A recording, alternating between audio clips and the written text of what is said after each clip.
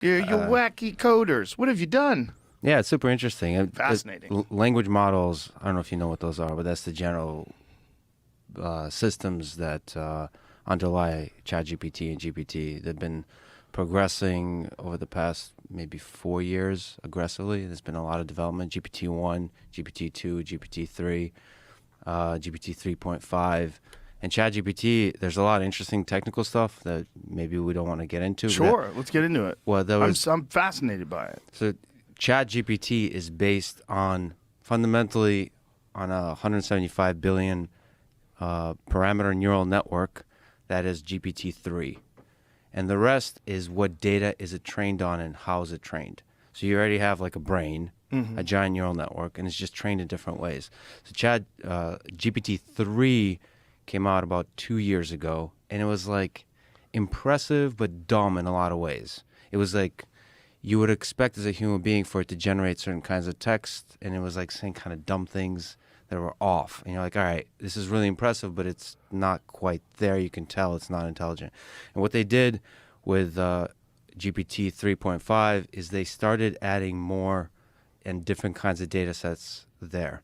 One of them, probably the smartest neural network currently, is Codex, which is fine-tuned for programming. Like it was trained on code, on programming code.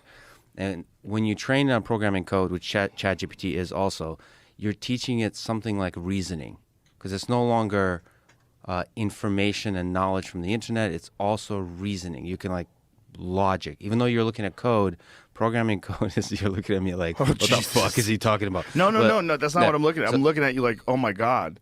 But reasoning is in order to be able to stitch together sentences that make sense, you not only need to know the facts that underlie those sentences, you also have to be able to reason.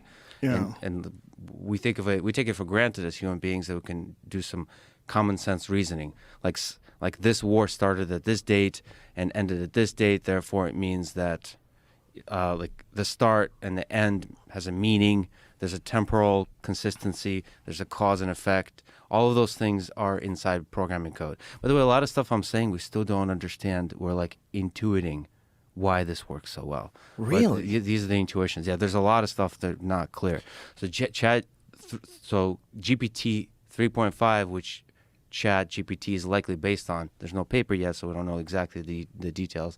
But it was just trained on code and more data that's able to give it some reasoning. Then, this is really important, it was fine-tuned in a supervised way by human labeling. Small data set, but human labeling of here's what we would like this network to generate. Here's the stuff that makes sense. Here's the kind of dialogue that makes sense. Here's the kind of answers to questions that make sense.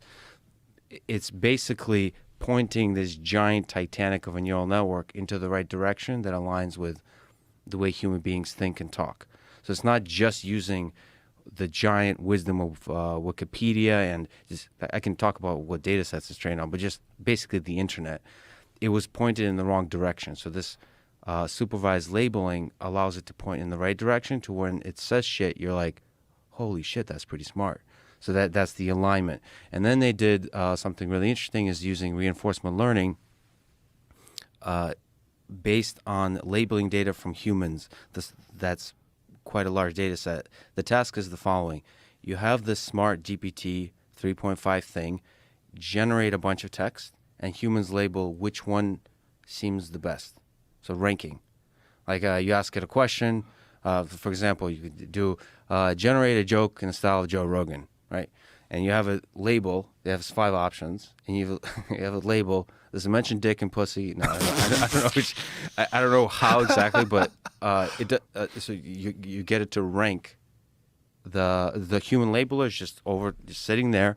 There's a very large number of them. They're working full time. They're labeling the ranking of the outputs of this model, and that kind of ranking, used together with a technique called reinforcement learning, is able to get this thing to generate very impressive to humans output. So it's not actually, there's not a significant breakthrough in how much knowledge was learned. That was already in GPT-3, and there was much more impressive models already trained. So it's on the way, not just OpenAI. But this kind of fine-tuning, it's called, by human labelers plus reinforcement learning, you start to get like like where students don't have to write essays anymore in high school. Yeah. Where you can style transfer, like I said, do a Louis C.K. joke in the style of Joe Rogan, or Joe Rogan joke in the style of Louis C.K. And it does an incredible job at those kinds of style transfers. It can more accurately query things about the different historical events, all that kind of stuff. Holy shit, man. The idea that you don't exactly know why it works the way it works, that's too close to human. That's too close to human thinking. Like, you know what this eerily is eerily similar to? The plot of Ex Machina. When he's talking about how he coded the brain. Do you remember that plot? That scene? That scene when he was... Yeah, no. The gentleman, what's the gentleman's name? The actor? That dude's badass. Really good actor. Oscar Isaac? Yeah. Isaac? Great casting. Oscar Isaac. He's amazing. Alex Garland, the director. Oscar Isaac. Somebody I got to know. Oscar Isaac. is He's in Star incredible Wars and human. shit too. Yeah, no, that movie was it's one of my top 10s. I love that movie. But that scene where he's Below John Wick 1, 2, and 3. well, 3 was... I'm not a fan of 3. 3 didn't have any muscle cars. Still worse than Scent of a Woman. Go on. Call back. It's worse than Sentinel. Which one? John Wick 3 or 1? All Don't of say them. How dare you? All of them. You ever, It's silly man movies. Yeah, you ever watch them when you're on a treadmill, though? No, I Gives you don't. motivation. Yeah. It's constant action. You ever watch them 100 times at a treadmill? Which apparently you have. Well, I was Some trying variety to win a bet. All right. You know. Rocky is better, I think, for that. Really? I'm a sucker for Rocky. The whole soundtrack. I can't get over the bad fight scenes. The bad fight scenes. I Yeah. can't. My disconnect, it won't allow that. Have you seen the montages recently? No. They're cheesy as hell and they still work. Because he's doing Like, the the kind of movie was fitness he's doing. amazing. He's doing like pull-ups and like he's doing the silliest of stuff. Even Drago, it's silly. Anyway, It's so, there's so much corny to the actual physical confrontations. sure. Like, as an analyst, you know, I'm like, come on, it doesn't work like this. Which is the interesting things about Ex Machina for me as somebody who knows about AI and robotics. It doesn't. The corny signal doesn't. What is this? So this is the one when he's in Russia doing the Yes. old school training, Running in the snow, jogging in the snow, and that's supposed to be badass.